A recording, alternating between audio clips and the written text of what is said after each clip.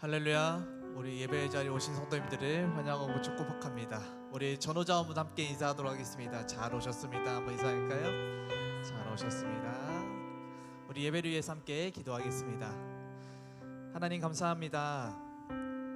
하나님께 받은 은혜가 너무나도 귀하고 또 감사해서 오늘 이 시간 그 은혜를 기억하며 오직 주님만 바라보며 우리의 부족한 입술로 주님을 찬양하고자 합니다. 하나님, 우리의 찬양을 기뻐 받아 주시옵시고 우리의 마음 가운데 우리의 가장 귀한 마음에 앉아 계시는 그 주님을 의지하며 오늘 이 시간 내 생에 가장 귀한 예배가 될 수 있도록 주님 붙들어 주시고 인도하여 주시옵소서. 주님 감사합니다. 예수님의 이름으로 기도드리옵나이다. 아멘. 우리 함께 박수 치시면서 기쁨으로 찬양하도록 하겠습니다.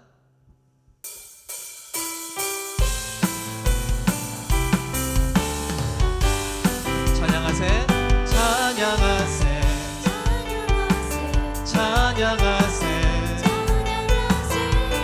왕께 소리 높여 찬양 드리세. 찬양하세, 찬양하세, 찬양하세,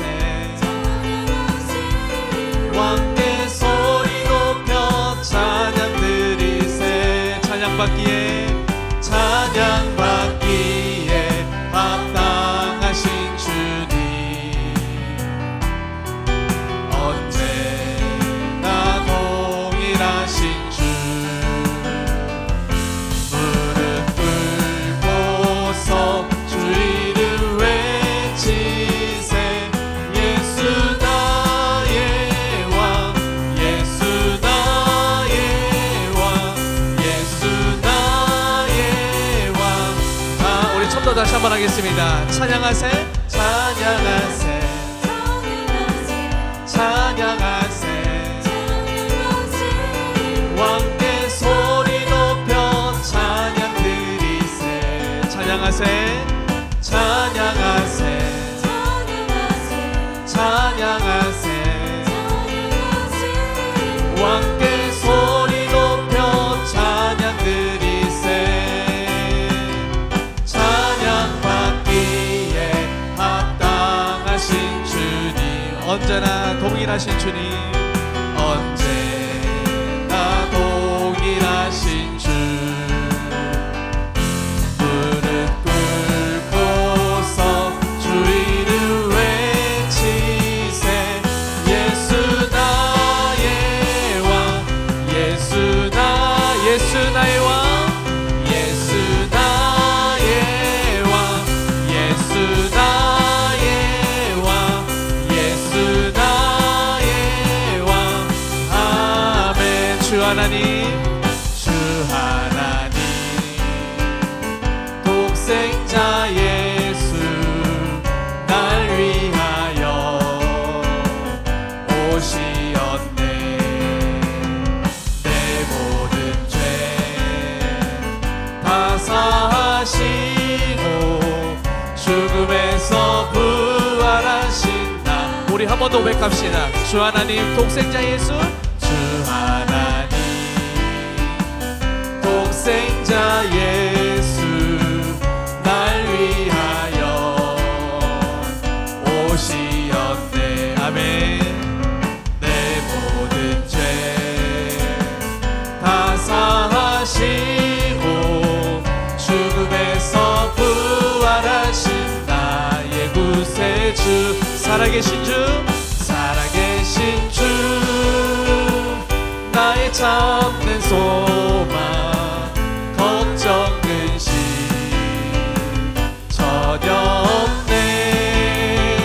사랑의 주내 발 길 인도하니 내 모든 삶의 기쁨 늘 충만하네. 주 안에서 거듭난, 주 안에서 거듭난 생명 도우시는 주의 사랑, 참 기쁨과 확신 가지고 예수님의 도 우리 고백합시다. 살아계신 주 나의 참된 소망 걱정 근심 전혀 없네. 사랑의 주네 갈 길 인도하니 내 모든 삶의 기쁨 늘 충만. 그 언젠가 주뵐 때까지 주뵐 때까지 주를 위해 싸우리라. 승리의 길 멀고 험해도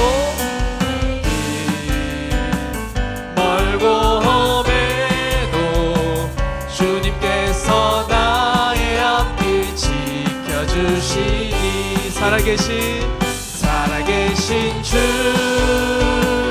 나의 참된 소망 걱정 근심 전혀 없네.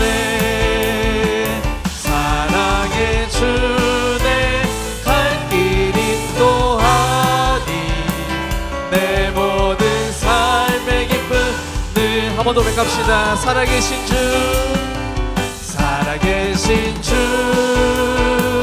나의 참된 소망 걱정 근심 전혀 없네. 사랑의 주네 갈 길 인도하니 내 모든 삶의 기쁨 늘. 우리 한 번 더 고백하겠습니다. 살아계신 주 나의 참된 소망 걱정 근심 전혀 없네. 아멘. 사랑의 주네 갈 길 인도하니 내 모든 삶의 기쁨 늘 충만하네. 아멘. 우리 살아계신 주님 앞에 영광의 박수 올려드리겠습니다.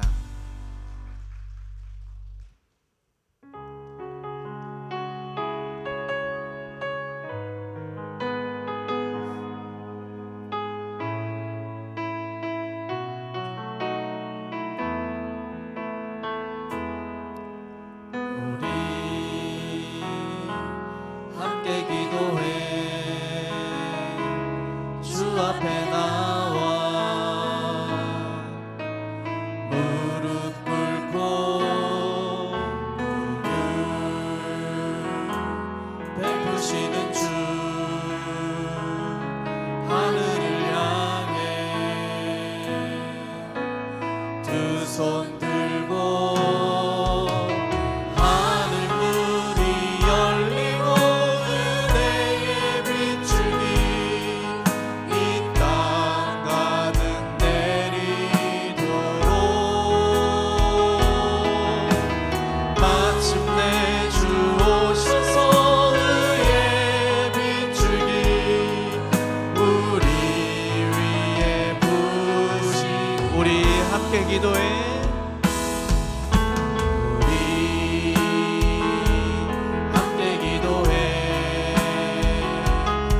앞에 나와 무릎 꿇고 베푸시는 주 하늘을 향해. 우리 한 번 더 고백하겠습니다. 우리 함께 기도해. 우리 함께 기도해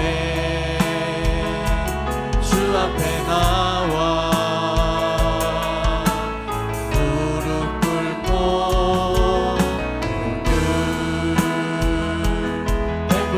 주 하늘을 향해 두 손 들고 하늘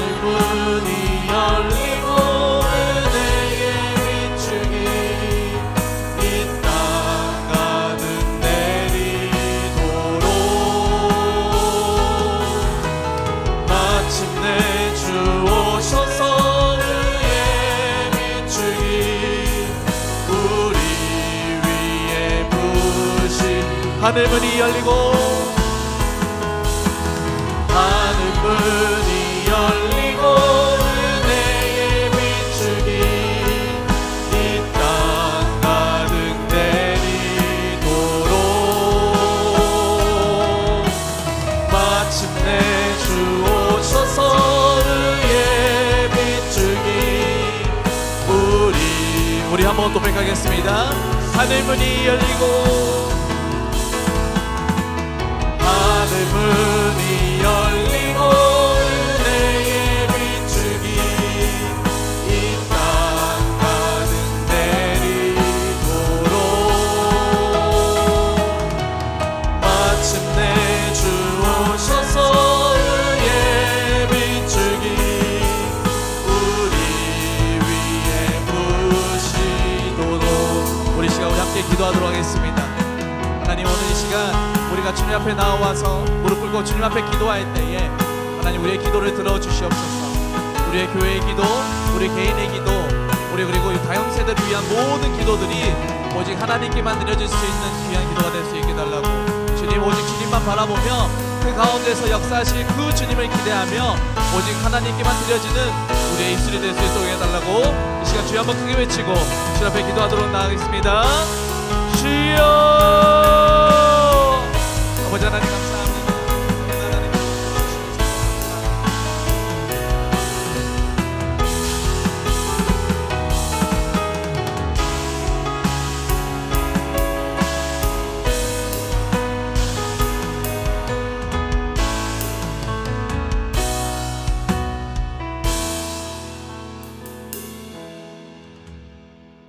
사랑과 은혜가 풍성하신 하나님 아버지, 분주한 세상 속에서도 저희의 발걸음을 주님의 성전으로 인도하여 주시니 감사합니다. 한파가 몰아치는 추운 겨울이지만 주님을 향한 뜨거운 마음으로 이 자리에 모였사오니 우리의 예배를 기쁘게 받아 주시옵소서. 졸지도 주무시지도 않는 사랑으로 저희를 지켜주시고 1월의 마지막 시간까지 은혜로 동행하여 주심에 진심으로 감사드립니다. 하지만 부족하고 연약한 저희는 새해를 시작하며 수많은 결단과 약속들을 온전히 지키지 못했음을 고백합니다. 세상의 유혹 앞에 흔들렸던 마음과 기도를 소홀히 했던 게으름을 이 시간 주님의 보혈로 깨끗이 씻어 주시옵소서. 우리 교회를 위해 기도합니다. 이 지역 사회에 소금의 역할을 감당하는 교회가 되게 하시고 모든 성도가 사랑으로 하나 되어 선한 영향력을 끼치게 하옵소서. 특별히 세워주신 담임 목사님께 영육간의 강건함을 더하시어 하나님의 말씀을 대언하실 때마다 우리 영혼이 살아나는 역사가 있게 하옵소서. 이 시간 선포되는 말씀 위에 성령의 기름 부으심을 더하여 주옵소서.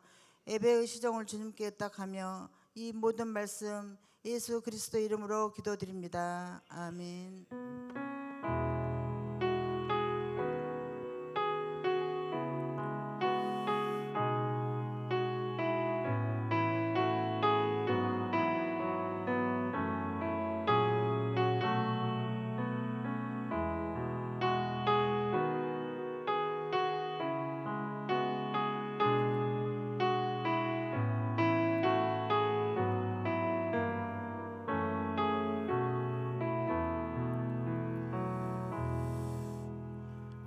요절 말씀 묵상합니다. 시험에 들지 않으려면 마태복음 26장 41절입니다. 시험에 들지 않게 깨어 기도하라. 마음에는 원이로되 육신이 약하도다 하시고 아멘. 오늘 같이 보실 하나님의 말씀입니다. 마태복음 12장 1절에서 주보의 13절까지입니다. 13절까지 14절까지일까요? 같이 보겠습니다. 1절 제가 먼저 읽겠습니다. 교독합니다. 그때 예수께서 안식일에 밀밭 사이로 나가실 제자들이 시장하여 이삭을 잘라 먹으니 바리새인들이 보고 예수께 말하되 보시오 당신의 제자들이 안식일에 하지 못할 일을 하나이다. 예수께서 이르시되 다윗이 자기 그와 함께 한 자들이 시장할 때 한 일을 읽지 못하였느냐. 그가 하나님의 전에 들어가서 제사장 외에는 자기나 그 함께한 자들이 먹어서는 안 되는 진설병을 먹지 아니하였느냐. 또 안식일에 제사장들이 성전 안에서 안식일을 범하여도 죄가 없음을 너희가 율법에서 읽지 못하였느냐.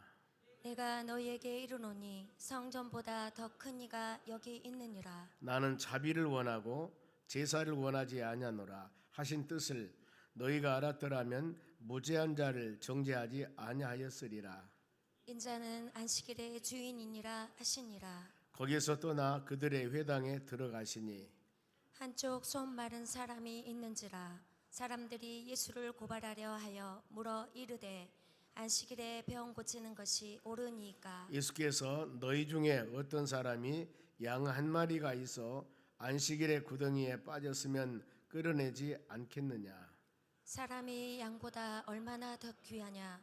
그러므로 안식일에 선을 행하는 것이 옳으니라 하시고 이에 그 사람에게 이르시되 손을 내밀라 하시니 그가 내밀매 다른 손과 같이 회복되어 성하더라. 아멘. 여기까지 읽겠습니다. 오늘 하나님의 말씀은 인자는 안식일의 주인이다. 두 가지 사항들이 오늘 나옵니다. 1절에서 8절까지 말씀 보면은 안식일 날에 밀밭 사이로 지나가다가 이삭을 먹었습니다. 제자들이 이 부분에 대해서 이 종교 지도자들 바리새인과 서기관들이 예수님을 어떻게 넘어뜨릴까 책망을 하고 엮고 있습니다. 그런가 하면은 9절부터는 한쪽 손 많은 사람은 손을 치유해 주었습니다. 이랬을 때 안식일 날 병 치유한 것이 맞느냐 그러면서 따지는 거예요. 여기에 대한 예수님께서 말씀이 지금 답을 하고 있습니다. 우리가 믿음 생활에 나가면서 너무나 율법적이란 것이죠. 여기에 빠져버리면은 우리 신앙에 잘못하면 복음이 있어야 하게 됩니다. 그래 율법은 죄를 정한 것이란다면은 복음은 그 죄에서부터 자유롭게 하는 것이 복음입니다. 갈라디아서 3장 23, 4절 말씀 그렇습니다. 바로 갈라디아 전체 내용이 그거거든요. 구약의 율법이라고 하는 것은 우리를 하면 죄를 깨닫게 되고 그 다음에 복음인 예수 그리스도로 인도하는 몽학 선생님이시다 이렇게 말씀을 하거든요. 많은 사람들이 내 자신이 하나님의 말씀에 벗어났음을 깨닫지 못한다면은 항상 자신이 의롭게 생각을 하거든요. 나는 이런 사람. 그런데 하나님의 전에 와서 말씀을 듣다 보니까 이거 나는 멋지게 잘 사는 줄 알았는데, 나는 멋지게 믿음생활 잘 내나간 줄 알았는데 이거 잘못했구나. 이것을 말씀을 들을 통해서 알게 됩니다. 깨닫게 되는 거예요. 그러면은 하나님이 원하는 말씀이 어떤 뜻인가를 마음에 새기면서 그 길로 가는 겁니다. 진정한 게 회개라고 하지 않습니까? 본문에 보면은 이런 배경하에서 본문의 1절 말씀만 보겠습니다. 보면 그때라고 하는 것은 아마 시기적으로 5월 내지 6월경 되는 그런 시기인 것 같아요. 예수께서 안식일에 밀밭 사이로 가실 때 그랬습니다. 이 팔레스타인 지역은 밀밭이 쫙 있는데 그 꼬락마당 사람이 갈 수 있는 길이 있다고 그래요. 그러니까 농사를 많이 지어놨는데 밀이 익었어요. 제자들이 그 길을 가는 거예요. 가는 거. 어렸을 때 시골에 살 때 보면은 가을에 보면은 지금이야 큰 도로가 많이 있지만은 옛날에야 시골길 큰 도로가 별로 없었습니다. 그래 논두렁 조그마한 곳에 가서 그리 책가방 메고 열심히 바로 이 학교를 다녔는데 특히 아침에는 이슬이 있지만 학교 끝나고 오면은 그 벼가 나락에 쫙 익어가지고 그 사람 길 걸어가는 데까지 이렇게 숙여졌습니다. 그러면 그걸 손으로 싹 만지고 달려가는 것이 얼마나 멋있는지 모릅니다. 그 생각이 들어간다니까 보니까. 근데 이 나락은 벼는 괜찮지만 밀은요 가시예요. 가시. 이게 잘못하면 손 아픕니다. 그래서 이 5, 6월 되는 그런 추수기에 안식일에 밀밭 사이로 제자들이 지나갑니다. 그런데 시장하여서 배가 고파요. 그래서 이삭을 잘라서 먹습니다. 먹는데 시장에 있으니까 먹는 거 당연한 일이죠. 근데 이걸 가지고 이것이 죄냐 아니냐 여러 가지 지금 논쟁이 됩니다. 그러면은 구약의 율법에 신명기 23장 25절 말씀 봅니다. 뭐라고 기록됐는가? 너희 이웃의 곡식밭에 들어갈 때 밀밭 사이로 갑니다. 너희가 손으로 이삭을 따도 되느니라. 이삭을 따도 된다고 했습니다. 따도. 그러나 너희 이웃의 곡식밭에 낫을 대지는 말라. 낫소는 막 전부 배가 오르면 안 되죠.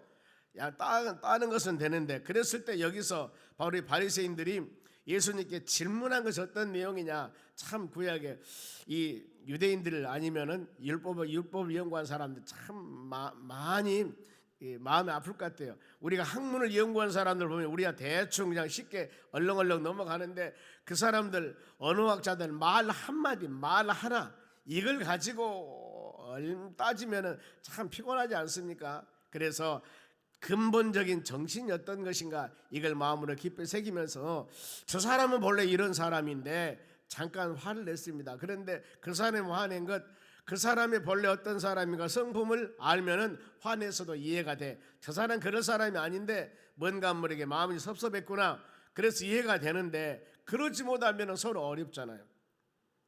그러면서 이제 바리새인들이 예수님께 질문합니다. 그 이상 먹은 것에 대해서 2절 말씀 보세요. 바리새인들이, 이 율법학자들입니다. 바리새인들은 거룩하다 뜻입니다. 보면 우리는 거룩해, 하나님 말씀 그대로 지키면서 세상과 짝하지 않고 대단하니 그야말로 말씀과 믿음만을 산다고 자부한 사람들, 구약의 율법을 지키려고 생명을 거는 사람들. 그래서 바리새인들이 보고 예수님께 말합니다. 보시오, 당신의 제자들이 안식일에 하지 못한 일을 하나이다. 그러면은 여기서 신명기 23장 35절 말씀을 보면 곡식밭에 따는 것은 괜찮다고 그러는데 왜 바리새인들이 와서 이런 얘기를 했을까? 보세요. 이삭을 따는 것은 죄로 여기지 않습니다.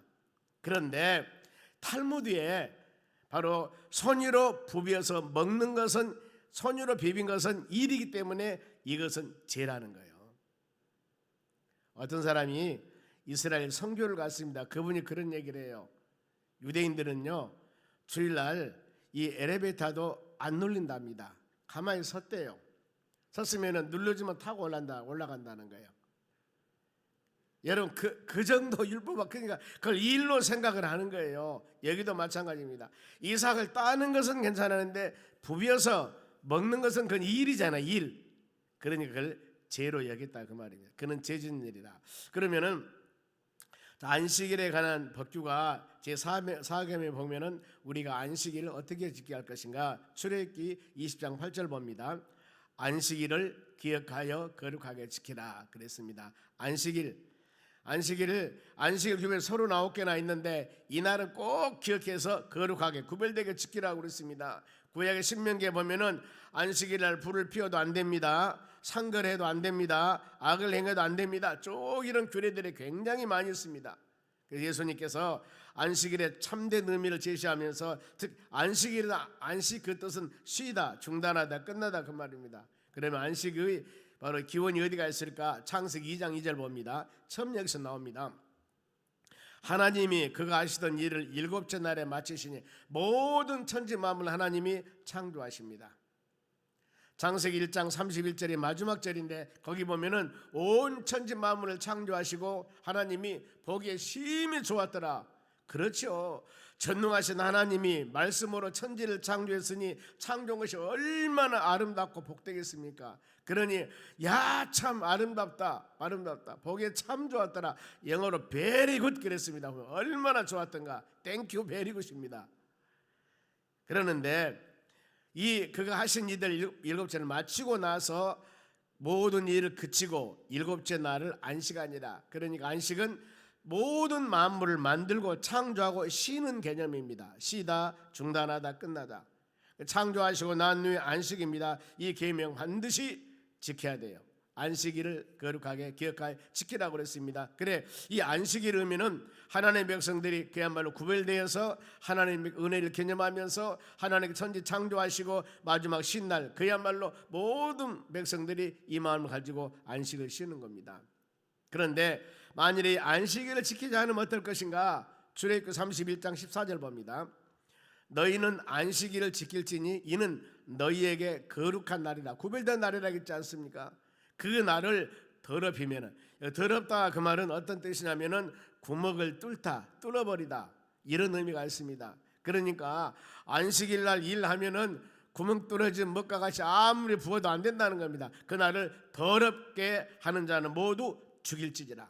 이 날을 구멍을 뚫든가 이 날을 지키지 않은 사람들은 죽일지니. 여러분, 이 말은 어떤 말씀이겠습니까? 그야말로 생명을 걸어서 생명을 바쳐서 안식일을 지켜라 그 말입니다. 안 지키면 죽인다고 했지 않습니까? 그 율법이에요. 그리고 그 날에 일하는 자는 모두 그 백성 중에서 생명이 뭐라겠습니까? 끊어지리라. 이 개념이야 보면은 죽일지니라 생명이 끊어지라 그 말은 이 안식일은 하나님이 거룩하게 지키라고 구별된 날이기 때문에 절대 생명보다도 더 귀하게 여기면서 이 날을 지켜라 이런 말씀이 이런 사항들입니다. 그래서 극단적인 유대주의자들은 바로 이 제자들을 시장하여서 멜리삭을 먹는 것을 안식일을 범한 일이라고 그렇게 지금 정죄를 해요. 이랬을 때 제자들의 안식일 한 일, 즉 예수님이 답변합니다. 그 답변 3절 봅니다.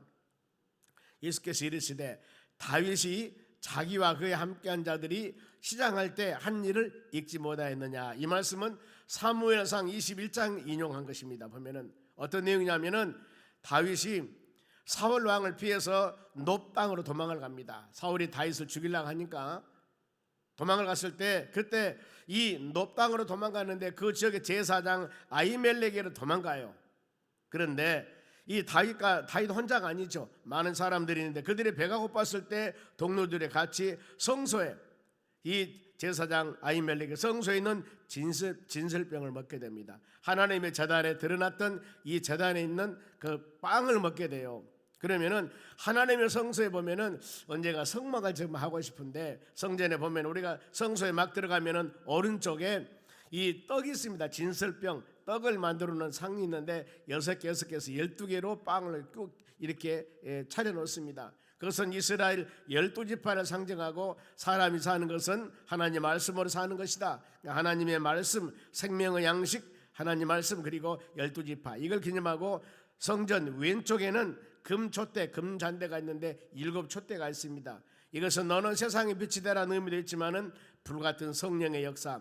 자, 하나님의 성소에는 말씀이 살아 있어야 됩니다. 말씀은 생명의 양식입니다. 하나님의 성소에는 바로 불같은 하나님의 성령의 역사. 그리고 믿음의 자녀들은 세상의 빛이 되어야 된다. 그리고 지성소 막 들어가는 중간에는 뭐였냐면은 바로 이 분향단이 있습니다. 그거는 향을 피웁니다. 이것은 성도들로 기도를 말합니다.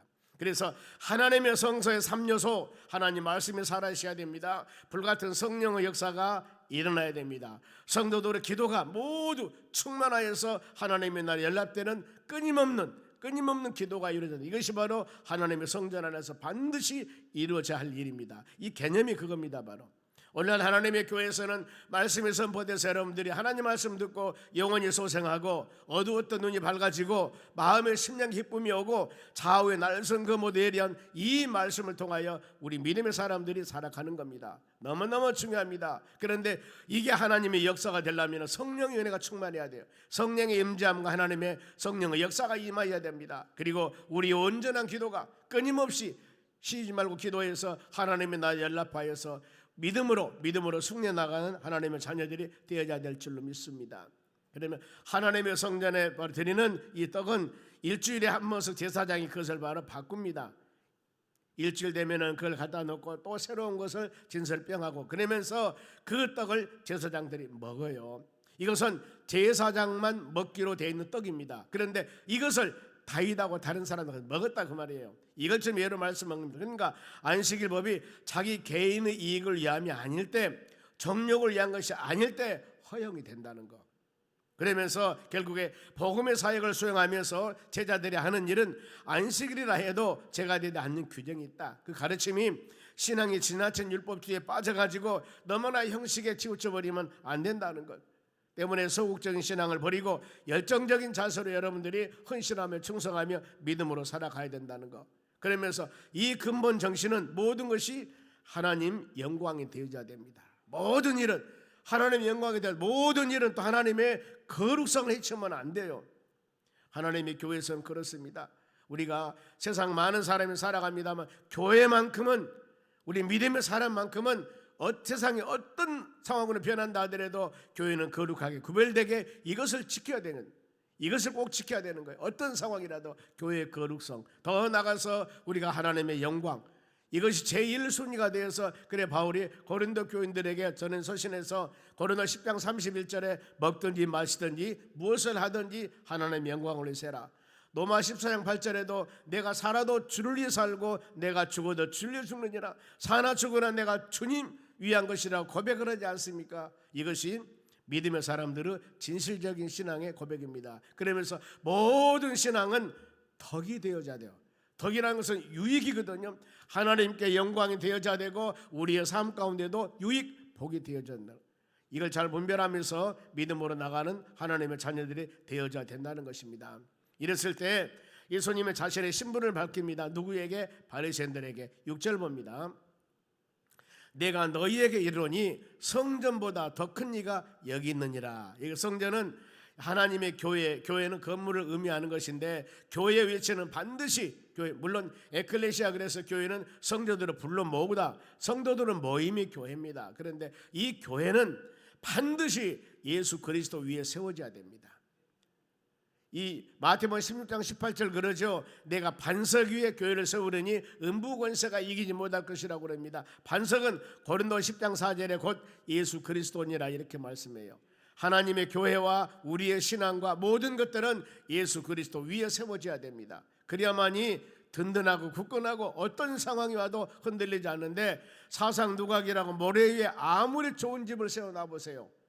그것이 비가 오고 아니면 물이 들어오면은 그건 금방 쓰러져 버립니다. 우리 신앙도 마찬가지예요. 말씀의 뿌리를 깊이 뿌리고 우리 모든 신앙의 뿌리는 예수 그리스도 안에 하나님 말씀 안에 성령의 은혜 안에 이렇게 거였을 때 우리 신앙이 요동하지 아니하고 하나님의 때가 되매 성령의 열매를 맺고 성령의 은사가 나타나서 바로 믿음으로 승리 나가는 역사가 일어나는 것입니다. 형식적인 율법을 초월하신 우리 예수님이십니다. 그래서 바리새인들로서는 예수님을 평가할 수가 없습니다. 예수님을 정죄도 안 돼요. 인간의 지식으로 여러분 예수님을 정죄할 수도 없고 큰 죄를 짓는 그건 일이다 그 말입니다. 오늘날 과학이나 인간의 지식으로 예수님의 존재 여부, 성경의 비판은 엄청난 죄가 됩니다. 우리는 하나님 앞에서 모두 다 피조물로서 하나님을 경배하며 찬양하며 순종하며 나가는 믿음의 자녀들이 되어져야 될 줄로 믿습니다. 그래서 하나님의 온전한 뜻을 우리가 분별하기가 참 쉽지 않습니다. 그래 금년 안에도 하나님의 뜻을 생각하자고 이런 표현을 가지고 마지막에 같이 우리가 가게 되었습니다. 그런데 항상 이게 바로 단순한 것이지만 엄청난 의미가 있습니다. 모든 일은 사람을 세우고 낮추고 축복이 오고 때에 따라서는 연단이 오고 훈련이 오고 수많은 되어진 상황 가운데 뒤에 하나님의 뜻이 있는 것입니다. 이것만 생각한다면 아 그렇구나, 내가 기뻐서 춤출 때도 하나님이 나에게 은혜를 주어서 이 좋은 상황이 됐고 하나님의 뜻, 아니면 내가 질퍽거리고 힘들고 어려운 길을 걸어간다 할지라도 이것이 바로 하나님의 뜻이란다면 우리는 불평불만하지 아니하고 감사함으로써 믿음으로 나가는 것입니다. 그것이 하나님의 뜻이라고 하면, 하나님 원하는 길이라고 한다면, 그런데 우리는 힘들 때는 이것이 하나님의 뜻이 아닌가 생각하는데 그게 아니에요. 하나님은 좋은 길 갈 때도 하나님의 뜻이지만은 우리가 때에 따라서 눈물 흘리며 힘들고 어려운 상황도 하나님이 우리를 인도한 하나님의 뜻을 시행하는 과정이 될 수가 있다는 것입니다. 항상 이걸 마음으로 생각해야 되는 거예요. 그러면은 로마서 11장 33절 말씀 봅니다. 깊도다, 하나님의 뜻입니다. 깊도다, 하나님의 지혜와 지식의 풍성하며, 하나님이 행하시는 지혜와 지식을 어찌 우리가 다 알 수 있겠습니까? 모른다는 거예요.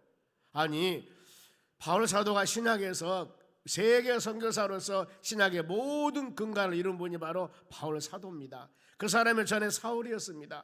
그야말로 바울 신학하면 신학의 전체 바로 신학 근간을 만드신 분이 누구냐? 바울 사도예요. 그런데 하나님, 아니 하필이면은 예수님을 잡아다가 핍박하고 수많은 사람들에게 어림을 주고 사도행전 7장에 뭐 시데반 집사 죽게 하는 부분들이나 저 수많은, 상상할 수가 없습니다. 사울이라는 사람이 예수님 핍박하는 것은. 그런데 하필이면 그런 사람을 택해가지고 하나님의 영광 가리우게 왜 그런 사람을 택해가지고 그 사회 감당했습니까? 하나님 좀 그야말로 성품도 온전하고 더 나가서 가정도 온전하고 모든 것이 불어서 먼지 털 하나 없는 그런 사람을 택해가지고 멋지게 좀 복음사에 감당하도록 하지 왜 저런 사람? 그래서 우리가 하나님의 지혜와 지식이 풍성함을 모른다는 거예요. 모른다는 겁니다. 물론 좋은 가정에 태어나서 훌륭하게 목사님이 된 사람도 있지만 보면은 세상에 그야말로 세상 사람들이 손가락질 받을 만한 그런 이 좋지 못한 일을 많이 하는 사람도 어느 날 회개하고 훌륭한 하나님의 종으로서 사역 감당한 사람 여러분 꽤 많이 있습니다. 이걸 볼 때 우리가 판단하는 것은 여러분 기도다 하나님의 지혜 지식의 풍성함이에요. 모른다는 겁니다. 왜? 그의 판단은 하나님의 판단은 헤아리지 못할 것이로다. 인간은 지와 지식으로 몰라요. 그의 길은 찾지 못할 것이다. 그 길이 지금 좋은 길인데 그것이 마지막 가장 좋은 길일지 아니면 낭떠러지가 될 길 어떻게 알아요? 가끔 전도 세미나 할 때 이런 하나 일이 있습니다. 보면은 어떤 청춘 남녀가 나이아가라 폭포 저 위에서 배를 타고 막 즐거워하고 있습니다. 그런데 저 에드벌룬을 타고 높은 데 풍선 타고 있는 사람은 둘이는 지금 조금만 가면은 나이아가라 폭포 낭떠러집니다. 엄청 이 지금은 물결이 잔잔하지만 갈수록 급하지요. 그래서 엄청난 낭떠러지에 따라 그들은 죽어요. 그런데 그걸 모르고 둘이 재밌게 아이고 누구시 하면서 서로 간에 재밌게 연애하고 있다 그 말입니다. 그런데 저 위에 올라가는 사람은 높은 데 있으니까 보여요. 너 조금만 가면은 지금 물이 급살이 돼가지고 너 떨어 죽는다. 위에서 막 외치는 겁니다. 큰일 납니다. 빨리 돌아가세요. 빨리 돌아가세요. 그러는데 들려요? 못 들어요? 못 듣는 겁니다. 우리 인생의 여정이 그런 거예요. 그런 겁니다. 내가 가는 길이 내가 복된 길이라고 아무리 즐겁고 흥얼거리며 즐거운 길을 할지라도 그 마지막에 하나님께서는 전능하신 하나님이 그 길 다음에는 어떤 길이라 하나님은 아셔요. 때문에 내가 기쓰고 갈라간 그 길이 지금 축복길이 보여집니다. 눈으로 보이는데 어느 날 하나님 막을 때가 있습니다. 왜 하나님 저 길만 가면은 나는 세상 말로 지금 다 보이고 지워지는데 왜 지금 가지 못하도록 하고 막고 못 가고도 합니까? 이럴 때가 있거든요. 이럴 때는 어때요? 하나님의 뜻을 생각해 보셔야 돼요. 하나님의 뜻을 생각해 보셔야 됩니다. 이런 예화가 참 많습니다. 어느 날 한 사람이 차를 타려고 그러는데요, 이상한 강아지가 와서 막 무는 거예요. 그래서 차를 놓쳐버렸습니다. 그런데 그 차가 저기 가가지고 턱 낭떠러지고 다 죽었어요. 그 사람 한 사람 산 겁니다. 왜? 멍멍이 개 때문에. 이런 어떤 버릇이 말이 된가 안 된가는 모르겠습니다만 여하튼 이거 우리 인생 살아가는 모든 과정에는 내가 기쓰고 가는 것도 있지만 때에 따라서는 하나님께서 그 길을 잠깐 막을 때는 기쓰고 가려고 하는 것도 중요하지만은 하나님의 뜻을 한 번쯤은 생각하면서 기도하면서 묵상하면서 주의 선한 뜻이 무엇인가를 마음으로 묵상하며 생각해 보셔야 된다. 왜요? 그의 지식의 풍성함은 그의 판단을 헤아리지 못할 것이며 그의 길은 찾지 못할 것이다. 그러면서 더 나가서 이사야서 바로 5장 8절 말씀 봅니다. 이는 내 생각이 너희 생각과 다르며 내 길은 너희 길과 다릅니다. 하나님의 생각과 사람의 생각은 달라요. 하나님 인도하는 길과 사람 인도하는 길은 다를 수가 있습니다. 이것이 누구 말이라고요? 여호와의 말씀이니라. 그러면서 더 나가서 하늘이 땅보다 높음같이 내 생각과 너희 생각과 내 길과 너희 길은 다르다고 그랬습니다. 때문에 우리는 어느 환경 가운데서도 하나님의 선한 뜻을 무릎으로 기도할 수 있는 믿음의 사람이 되어져야 하는 것입니다. 누구도 몰라요. 저도 21~22살 때 이제 막 어린 나이에 글쎄 목회를 한번 해볼까 목사님 상담을 한번 해봤습니다. 그랬더니 말도 안 되는 얘기를 해서 그냥 이 면세기 시험 봐가지고 공무원이 들어왔습니다만 그때 제가 목사가 되었더라면 어땠을까. 저 우리 시골에 가면 막 들어가는 마을 위에 조그마한 교회가 하나 있습니다. 그 교회 부흥회를 하는데 어느 날 찾아가가지고 그랬더니 다 잊어버리고 이제 14~15년 동안 공무원 생활하고 뭐하고 세상에 찍히고 상하고 질병을 고통당하고 난 후에 제가 34살 때 신학교를 들어갔으니까요. 그 전에 보면은요, 그동안 20대 14년 동안이나 헤매고 갔는데 다리병신 되어갖고 장애자 되어가지고 하나님의 선한 뜻은 반드시 있었습니다. 그런데 지금 후에 감사한 것은 그때 내가 갔더라면은 물론 하나님이 연단하여 사용하지만은 너무나 건강한 몸이고 그야말로 머리 지식만 생각하려고 하고 이렇게 생겼으니까 하나님의 은혜보다는 모든 일을 행할 때마다 지혜와 방법과 수단 가지고 하려고 했을 겁니다. 그리고 때에 따라서는 마음에 안 들면 자포자기하다가 막 그랬을 거예요. 그런데 14년이 지난 후지만은 증표가 있습니다. 이제 장애자로서 증표가 있지 않습니까? 죽으면 살려주셨는데, 하나님이 살려주셨는데, 이런 마음 가니까 그 길에 마음이 변치 아니하고 35년 동안 여정을 쭉 오면서도 어찌 좋은 일만 있었겠습니까? 이 길 가는데 아이고 하나님 나 여기까지입니다 이런 생각도 해본 적도 있었고, 그렇지만은 하나님이 지금까지 인도해 주셨습니다. 우리가 행하는 모든 것은 여러분, 아무리 그 사람이 좋은 환경과 여건이라 하더라도 반드시 우리 가는 길은 연단은 있습니다. 그렇죠? 아무리 좋은 날씨 계속 좋기만 합니까? 요즘에 영하로 춥지 않습니까?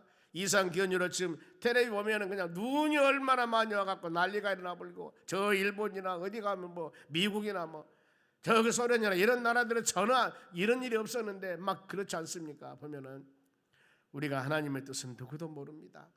때문에 항상 감사하면서 하나님의 뜻을 분별하면서 믿음으로 나가는 여러분들이 되시기를 바랍니다. 내 생각과 하나님의 생각은 달라요. 똑같을 수가 없습니다. 그래서 바리새인들이 정죄에 대한 예수님이 답을 합니다. 그들은 무지 소치를 깨달음을 주는데 7절 말씀 봅니다. 7절, 나는 자비를 원하고 제사를 원치 아니하노. 많이 어서 들어본 말씀 같지요. 하신 뜻을 너희가 알았더라면은 무죄한 자를 정죄하지 아니하시리라. 이 말씀은 호세아서 6장 6절에 있는 말씀입니다. 하나님은 자비를 원하시고 제사를 원치 아니한다 그 말이면 어떤 의미냐면, 형식적인 율법으로 제자들을 배를 주려 간 것보다는 이삭을 먹는 자비를 베품이 하나님의 뜻이라 그 말입니다. 외식적인 형식적인 신앙보다도 진실로 마음으로 진정으로 요즘 같으면 성령의 은혜로 하나님의 품 안에 믿음으로 살아가는 것이 진실한 믿음의 자세라는 것들입니다. 그래 말씀을 깨닫는 것이, 하나님의 말씀을 함부로 오용하지 말라. 사람을 정죄 심판하지 말고 하나님의 사랑, 하나님의 긍휼, 하나님의 자비로 믿음의 덕을 세워나가는 하나님의 자녀들이 되라고 이렇게 가르치고 있습니다. 여러분, 우리는 그렇습니다. 형식적으로 너무나 바로 이렇게 살아가는 사람들, 물론 말씀을 어긋나지 않고 믿음 안에 사는 것 아름다운 일입니다. 그러나 우리 신앙은 그 안에, 형식신앙 안에 들어있는 은혜가 있습니다. 하나님의 사랑이 있습니다. 모든 것들은 그 깊은 뿌리가 하나님 은혜와 하나님의 사랑이 있어야만이 여기서 맺어지는 열매들과 여기서 맺어지는 씨앗들이 아름다운 것들입니다. 뿌리가 없이 아니면 온전하지 못하고 겉만 덩실었다면 이게 몇 조금 못 간다니까요. 더딜지라도 하나님의 은혜 안에 말씀 안에 믿음으로 구하는 여러분들이 되시기를 바랍니다. 그러면은 하나님과 안식일 관계를, 예수님과 안식일 관계를 지금 말씀한 8절 말씀에 같이 읽어볼까요? 인자는 안식일의 주인이라 하시니라. 제가 이 말씀 묵상하면서 어떤 깨달았냐면, 결혼식을 합니다. 주인공이 누구예요? 하객입니까? 주례본 사람입니까? 아니죠. 특송하는 사람입니까? 주인공은 신랑 신부예요. 그렇죠. 결혼식의 주인공은 신랑 신부입니다. 우리 모든 것, 인자는 안식일의 주인이다 그 말입니다. 안식일날 주인. 그러면서 이 마가복음 2장 27절 말씀은 좀 설명이 됩니다. 보면은 또 이르시되 안식일이 사람을 위하여 있는 것이 아니요, 사람과 안식일입니다. 안식일이 사람을 위해서 있는 것이 아니라 사람이 주체입니다. 사람이 안식일을 위하여 있는 것이 아니냐 그랬습니다. 사람이 중요하고 생명이 중요하다는 겁니다. 우리가 율법이나 모든 것을, 체제를 만들고 법을 만들지만은 그 만든 목적이 어떤 것이나 그 법이 근본적인 것은 뭡니까? 사람을 위해서 만드는 겁니다. 그런데 사람을 위해서 만드는 것이 아니라 그 자체, 그 법에 의해서 사람이 굴복되면 안 된다 그 말입니다. 그 정신, 그 법에 어긋나면 안 되죠. 그런데 근본 취지가 사람들을 위해서 만들어 놓은 것이 되어야 된다 그 말입니다. 우리가 믿음 생활에 나가면서도 그렇습니다. 한 사람을 시험당하게 하면 안 된다는 거. 하나님의 교회가 많은 사람이 모였습니다. 그 사람의 말씀과 믿음 안에 온전하지 못할 때는 그 사람이 알지 못하고 그러기 때문에 우리가 믿음의 사람들은 좀 더 넓은 마음으로 그들을 사랑으로 감싸면서 인내하면서 이해시키면서 말씀으로 가르쳤을 때 그 다음에 깨닫게 되면은 알게 되는 겁니다. 처음에는 모르잖아 보면은요. 안식일로 인해서 사람을 구속, 통제, 억압하면 안 된다는 겁니다. 안식일은 인간의 육체와 영혼, 바로 안식일 주며 구원으로 인도하고 복음의 날로 인도하는 놀라운 역사들이 되어져야 되는데, 이것 때문에 사람들이 어려움 당하고 구원하는 것들이나 사람의 마음에 평안함이 없던 것들이나 많은 어려움을 줘보면 안 된다 그 말입니다. 안식일의 주는 예수님이십니다. 어떤 통제, 규제, 제한해서는 안 된다는 것이죠. 그래, 하나님 말씀을 대할 때 내 처지 형편으로 판단하는 것이 아니라 하나님 원하는 뜻을 항상 마음으로 깊이 생각하는 여러분들이 되시기 바랍니다. 금년 한 해 동안은 대속안의 모든 일을 행할 때마다 여러분들이 꼭 이걸 생각하시기 바랍니다. 하나님의 뜻이 어디 있을까? 내가 가는 길이 때에 따라서는 눈물 흘리는 길이 있을 때 하나님의 뜻이 무엇이었을까? 조금만 물어본다면은, 조금만 기도한다면은 반드시 그 뒤에 하나님의 역사심이 있다 그 말입니다. 서경과 바리새인들이 예수님의 바로 고발 제목은 두 번째입니다. 안식일에 먹는 관계이고, 두 번째는 병 고치는 문제입니다. 몰라서가 아닙니다. 고소 조건으로 지금 주님을 넘어뜨리려고 하는 거예요. 10절 말씀 봅니다. 한쪽 손 마른 사람이 있는데, 한쪽 손 증풍의 일종입니다. 보면은 있는데 그 사람이 사람 있는지라 사람들이 예수님을 고발하라 하여 물어 이르되 안식일에 병 고치는 것이 옳으니까 물어봅니다. 보면은 자, 병든 사람이 있었습니다. 그러면은 병든 사람을 안식일에 예수님이 고쳐야 할 것인가 고치지 말할 것인가, 지금 이런 부분들입니다. 보면은 방금 말씀드렸죠. 안식일의 주인은 사람. 그러면 안식일의 생명의 위독자가 치유해야 될 것인가 치유하지 말아야 될 것인가, 이들의 손마름은 생명 이독이 아니라 치료함이 아니라 안식일을 범하는 일이라는 걸 보면은요. 그러면서 이제 예수님께서 예화를 드립니다마는 오늘날 우리 성도들이, 불신자들이 시험하는 질문에 믿음과 지혜로 잘 여러분들 우리가 대처해 나가야 된다는 거. 사람들이 강조한 질문에 예수님의 대처법은 구덩이에 빠진 양을 비유합니다. 이렇게 얘기했을 때 11절 예수님이 반문해요. 이 말씀합니다. 보세요. 예수께서 이르시되 너희 중에 어떤 사람이 양 한 마리가 있어 안식일에 구덩이에 빠졌으면 끌어내지 않겠느냐. 참 이렇게 해야 되는 거예요. 보세요. 안식일 날 병 고치는 것이 맞느냐 안 맞느냐 물어봤을 때 예수님께서는 맞는다 안 맞는다 얘기를 않고요. 그러면은 자, 양이 한 마리가 있는데 너가 지금 기르는 양이야. 근데 그 양이 안식일에 구덩이에 빠졌다 허우적거리고 죽는다는데 네가 끌어내거냐 안 끌어내거냐. 여러분 어떻겠습니까? 끌어내야 되지 않겠습니까? 생명이 얼마나 귀중한가. 예수님 뭐라고 말씀했어요? 한 생명이 천하보다도 귀하다고 그랬습니다. 얼마나 생명이 귀하는가. 그러면서 사람의 생명의 귀중성 얼마나 귀중하는가. 그것이 바로 12절 말씀합니다. 보세요. 사람이 양보다 얼마나 더 귀하냐. 그렇지, 양 한 마리보다도 병자 치료하는 것이. 그러므로 안식일에 선을 행하는 것이 옳은 일 아시고 그랬습니다. 그것은 선행이다. 그러니 안식일 날 병자 고치는 것이 당연한 일이다. 그걸 지금 말씀하는 거예요. 당연한 일이다. 그렇게 하는 것이 아니라 이렇게 수많은 애화를 통해서 많은 사람들 하여금 충분히 이해할 수 있게끔 그 내면적인 바로 답이 무엇인가를 정확한 예수님께서는 그들에게 가르쳐 주는 겁니다. 선을 행하는 것. 그 사람이 지금 손 마른 사람으로 중풍병으로 계속 살아야 선한 일이냐, 고침받는 것이 선한 일이냐, 누구한테 물어봐도 고침받는 것이 선한 일 아니겠습니까? 주님은 이렇게 말씀하면서 우리 신앙생활하는 여정의 길도 마찬가지입니다. 눈으로 보이는 이것 가지고 모든 것을 판단하는 것들이 아니라 그 안에 숨어있는 하나님의 사랑, 하나님의 은혜, 이걸 생각하면서 우리가 조금 더 인내하면서 믿음으로 나갈 때 풍성한 은혜가 임할 줄로 믿습니다. 그러면서 계속적으로 바리새인들을 음모합니다. 신앙의 여정에게는 여러분 그래요. 한번 이겼다고 해서 섰다 해서 넘어질까 조심하라 그러지 않습니까? 예수님 시험 당할 때도 한 번으로 끝난 게 아니었습니다. 3번이나 하지 않아 보면은요. 예수님은 이 정도 했으면 안 되겠다 했으면 좋은데 14절 보세요. 바리새인들이 나가서 어떻게 하여야 예수님을 죽일까 하는 악을 좀 이러거든요. 이게 영적 전쟁입니다. 영적 전쟁. 에베소 6장 말씀하면 그러지 않습니까? 우리가 성령의 하나님의 전신갑주를 입으라고 합니다. 악한 날에 악한 것들과 싸워서 승리해 나가려면은 전신갑주를 입어 하나님의 전신갑주를 입어야 됩니다. 머리는 구원의 투구를 써야 되고 바로 호심경 가슴 그 다음에 진리의 허리띠 복음의 신발, 더 나아가 성령의 금 하나님의 말씀 가지고 믿음의 방패를 가지라고 그랬습니다. 이렇게 머리에서 발가락 전신을 무장해서 살아야만이 우리가 믿음으로 온전히 이겨나갈 수가 있는 것입니다. 여러분 우리는 예배드리면서 기도하면서 찬양하면서 우리의 신앙을 말씀으로 든든하게 무장하는 여러분 되시기 바랍니다. 한 번 이겼다 해서 평생 이긴 것이 아니라니까요. 왜요? 근신하라 깨어라 너희 대중 마귀가 우는 사자와 같이 삼킬 자를 찾는다고 그랬습니다. 끊임없이 얼마나 이것들이 바로 미혹하는 줄 모릅니다. 심지어는 광명한 천사와 같이 미혹하니까 어찌 육신의 몸을 갖고 있는 우리가 저 사람이 이쁜 모습으로 광명한 천사로 모습을 하고 달라오는데 이걸 우리가 이 영분별을 제대로 하지 않는다면 거기에 넘어지고 쓰러진다는 거예요. 보면은요. 어젠가 그젠가 방송 봤습니까?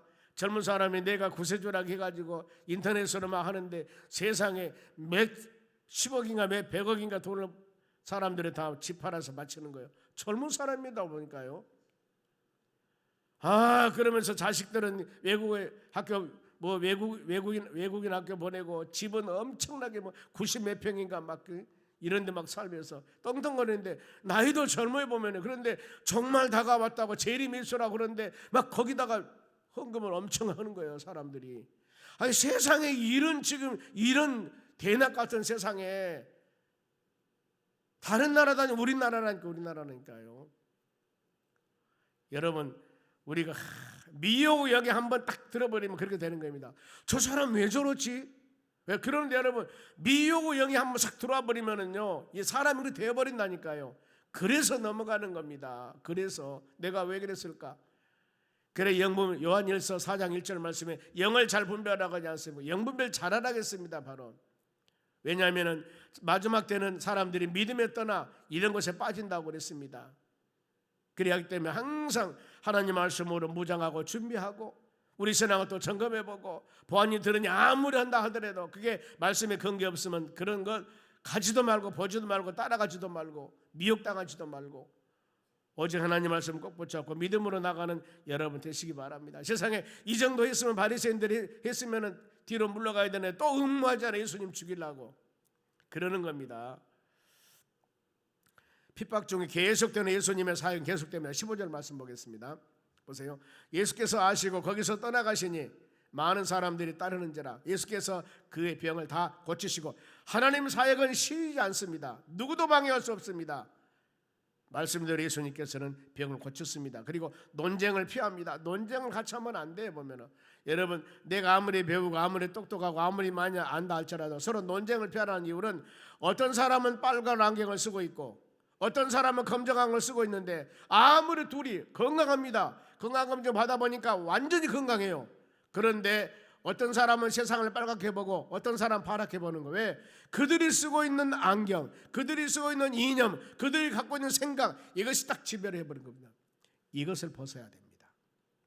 안경 벗지 않으면은 어떤 얘기를 해도 나는 아무리 내가 건강해도 그것이 내 귀에 들어오지 않는 것입니다. 너무너무 중요한 게 그에 반면은요. 여기 보면 예수님께서는 떠납니다.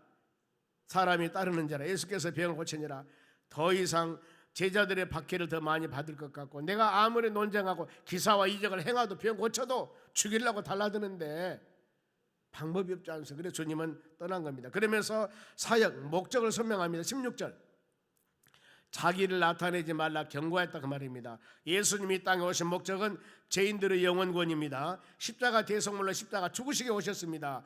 정치적으로 메시아 이 세상을 해방하는 만왕 왕으로서 정치적인 왕이 되기 위해서 오신 분이 아니에요.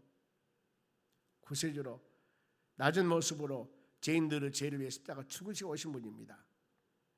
그러면서 예수님 성품 말씀이에요. 19절 20절 봅니다. 19절 그는 예수님 성품이에요. 다투지 아니하시며 들리지 아니하 들리다 그 뜻은 바로 소리 지르며 고함치며 피난 불평 이런 걸 말합니다. 들리지 아니하시리니 아무 길에서도 그 소리를 듣지 못하리로다. 다투지 들리지 아니하고 20절 말씀 봅니다. 많이 들어봤죠.